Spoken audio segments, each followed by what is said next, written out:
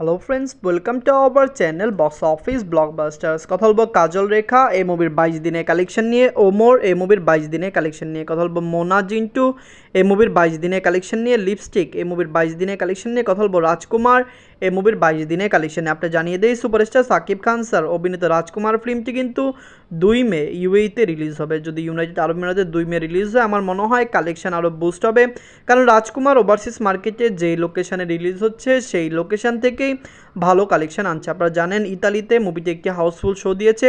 Overseas মার্কেটে বাংলা কোনো film Housefull show দেওয়া কিন্তু অনেক বড় ব্যাপার। যাই হোক, কথা বলবে 5টি মুভির কালেকশন নিয়ে। ভিডিও ভালো লাগে তো লাইক করবেন, এবং এখনও যদি বক্স অফিস ব্লকবাস্টার চ্যানেলটি সাবস্ক্রাইব না করে থাকেন, সবার আগে সকল লেটেস্ট সাবজেক্ট এবং বক্স অফিস কালেকশন জানার জন্য আমাদের চ্যানেলটি সাবস্ক্রাইব করে নেবেন।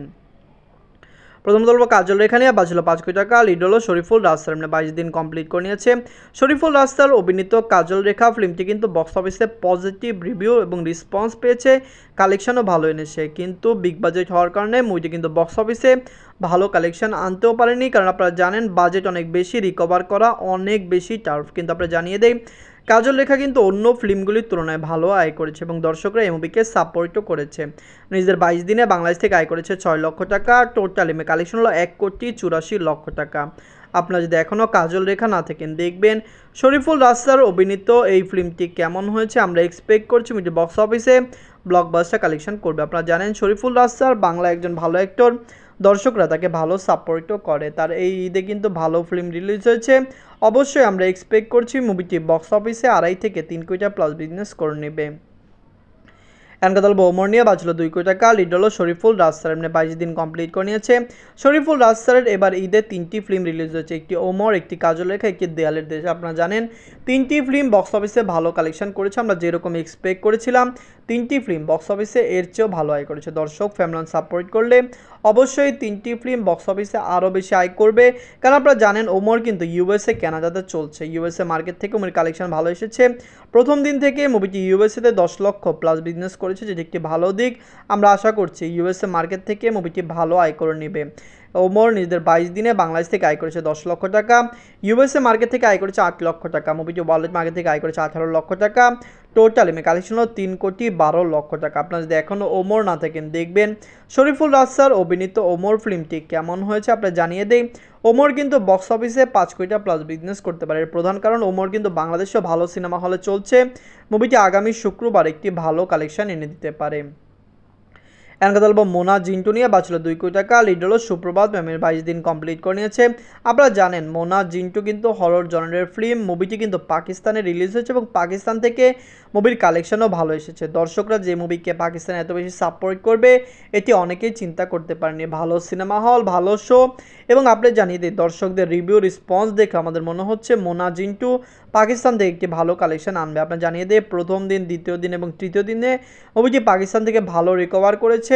জাস্ট মাল্টিমিডিয়া কিন্তু বলেছেন যে মোনা জিন্টু পাকিস্তান থেকে তাদের বাজেট রিকভার করবে, তার মানে পাকিস্তান থেকে সেটি 2 কোটি টাকা প্লাস বিজনেস করতে পারে। যাই হোক, মোনা জিন্টু নিজেদের 22 দিনে বাংলাদেশ থেকে আয় করেছে 8 লক্ষ টাকা। মুভিটি ওভারসিজ মার্কেট মানে পাকিস্তান থেকে আয় করেছে 8 লক্ষ টাকা, ওয়ার্ল্ড মার্কেট থেকে আয় করেছে 16 লক্ষ টাকা। টোটাল এমএ কালেকশন হলো 3,60,00,000 টাকা। আপনার জানিয়ে দেই মোনা জিন্টু কিন্তু জিনের সিকুয়েল মুভিটিকে কিন্তু ইংলিশ ভার্সনও রিলিজ করার কথা চলছে।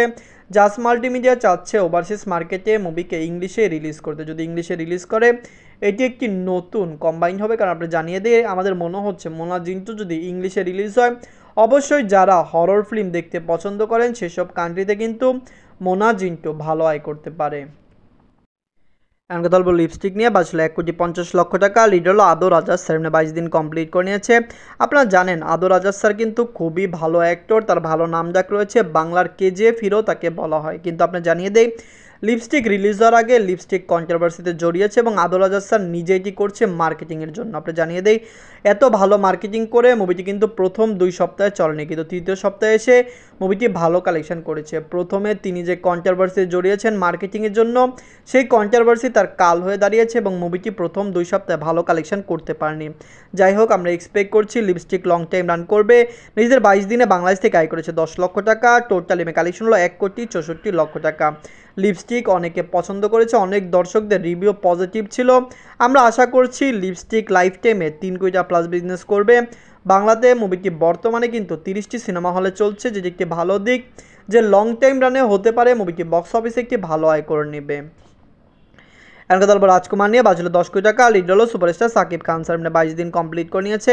সুপারস্টার সাকিব খান স্যার অভিনীত রাজকুমার ফিল্মটি বক্স অফিস থেকে পজিটিভ কালেকশন করতে সক্ষম হয়েছে। আপনারা জানেন সুপারস্টার সাকিব খান স্যার রাজকুমার বাংলাদেশে চলছে, ইউএসএ কানাডাতে চলছে, অস্ট্রেলিয়াতে চলছে, ইতালিতে চলছে। মুভিটি আপকামিং ইউএইতে রিলিজ হবে 2 মে, যেখানে 10 মে আপনারা জানিয়ে দেয় মুভিটি কিন্তু ইউকে এবং আয়ারল্যান্ডে রিলিজ হবে। পাশাপাশি ইউরোপের আরও কান্ট্রি এবং আরব অনেক কান্ট্রিতে মুভিটি রিলিজ হওয়ার কথা রয়েছে।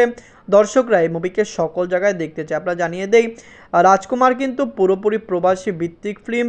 আপনারা জানেন মুভির শুটিং বেশিরভাগ ইউএসএতে হয়েছে, যার কারণে প্রবাসীরা এই মুভিকে নিয়ে অনেক এক্সাইটেড। মুভির মার্কেটিং ভালো করলে মুভিটি আরও বেশি আয় করতে পারতো।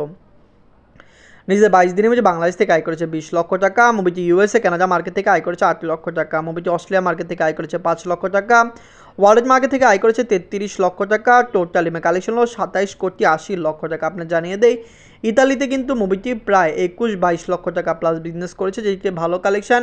ইতালিতে এর আগে কোনো বাংলা ফিল্ম কখনো হাউসফুল শো দেয়নি। শুধু ইতালি নয়, অনেক কান্ট্রিতে কোনো বাংলা ফিল্ম হাউসফুল শো দেয়নি, কিন্তু রাজকুমার কিন্তু ইতালিতে একটি হাউসফুল শো দিয়েছে, যেটি দর্শকদের ভালো লেগেছে। আমরা আশা করছি রাজকুমার লং টাইম রান একটি ভালো কালেকশন করবে। আপনারা কমেন্ট করে জানিয়ে দিন রাজকুমার, লিপস্টিক, মোনা, জিন্টু, ওমর, কাজল রেখা এই 5টি মুভির মধ্যে সবচেয়ে বাংলা মুভি কোনটি, কোনটি বিগেস্ট ব্লকবাস্টার, কোনটি ফ্লপ, এই ঈদে কোন মুভিটি বাজিমাত করেছে কমেন্ট করে জানিয়ে দিন। ধন্যবাদ।